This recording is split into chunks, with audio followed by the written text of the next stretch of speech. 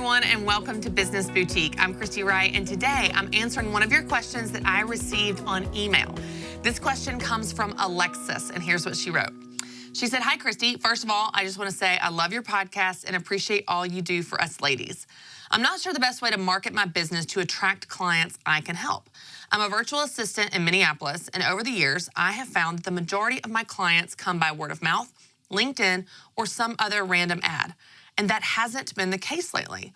I'm finding clients who can't afford my services or the scope of the work is off. Typically, people in my industry blog to get their business out there, but I'm not a blogger and I have no interest in becoming one.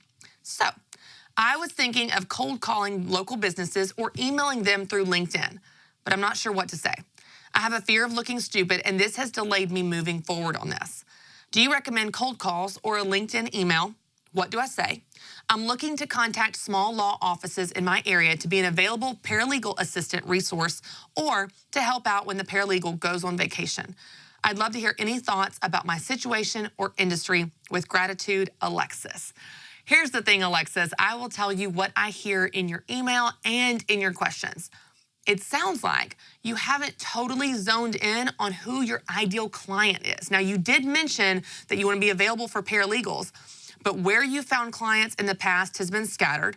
You were talking about you don't want to become a blogger. You're pulling in clients that can't afford your services or the scope of the work is off. So something is off in your marketing or messaging. That means you're not getting the right person. You're getting all kinds of people that don't necessarily fit what you're going for your business. So here's what I want you to do. I want you to do two things. The first thing is I want you to write out who your ideal client is. And if it's business to business, if it's local law offices, that's great. Your ideal client can be a small law firm in your area. Totally fine. I just want you to write out who is that perfect person or business that can afford what your services are. They want what you have to offer. They have the problems you're solving. They are that perfect client. You're not having to cold call a complete stranger that has no relationship with you. Instead, you're going to identify who that perfect person is. Now, if your ideal client is a business, I'll tell you, the second step will be to make a list of the businesses in your area or across our country that you want to work with. Make a list of your ideal businesses.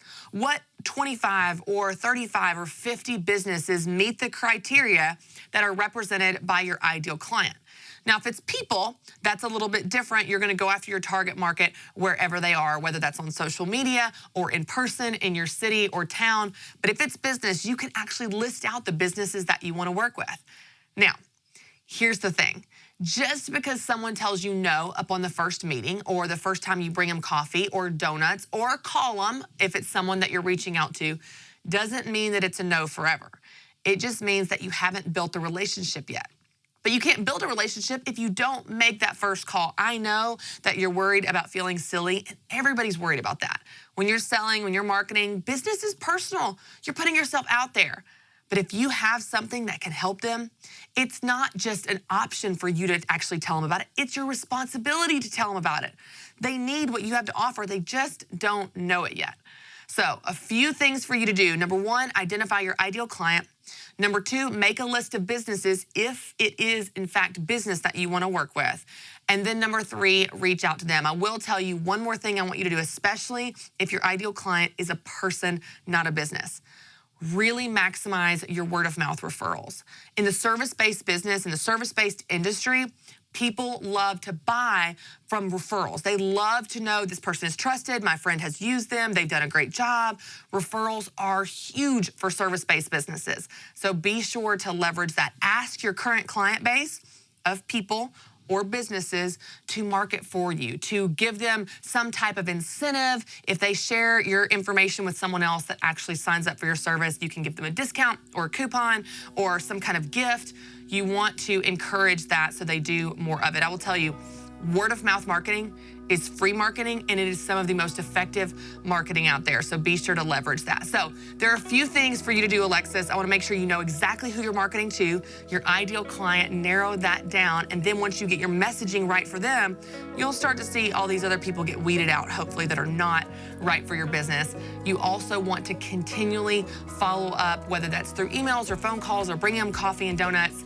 And then also make sure you're maximizing word of mouth marketing. If you do each of these different strategies and initiatives, I promise you, you'll start to see them work together and build momentum, and you'll start to see an impact in your customer base growing. I know that you want it to happen overnight, but marketing is not the type of thing where you flip a switch and all of a sudden the customers just show up.